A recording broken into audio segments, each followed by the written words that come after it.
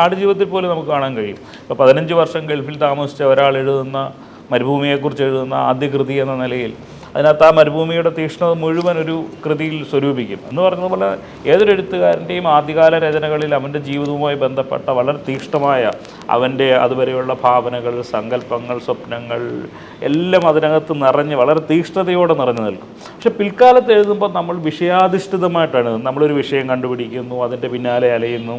അപ്പോൾ അതിന് അത്രത്തോളം നമ്മുടെ ജീവിതവുമായി കണക്ട് ചെയ്യപ്പെടണമെന്നില്ല. അതുകൊണ്ടാണ് ആ വ്യത്യാസം വരുന്നത്. പിന്നെ നമ്മൾ കുറേ കാലം കഴിയുമ്പോഴത്തേക്ക് കുറേ കൂടി പ്രൊഫഷണലായി എഴുതാൻ തുടങ്ങും. അതിനകത്ത് നമ്മൾ ഭാഷ ശ്രദ്ധിക്കാൻ തുടങ്ങും, ശൈലി ശ്രദ്ധിക്കാൻ തുടങ്ങും, സങ്കേതങ്ങൾ ഉണ്ടാക്കാൻ തുടങ്ങും, ശൈലി മാറ്റാൻ ശ്രമിക്കും. അങ്ങനെ പലതരത്തിലുള്ള പരീക്ഷണങ്ങളിലേക്ക് കടക്കും.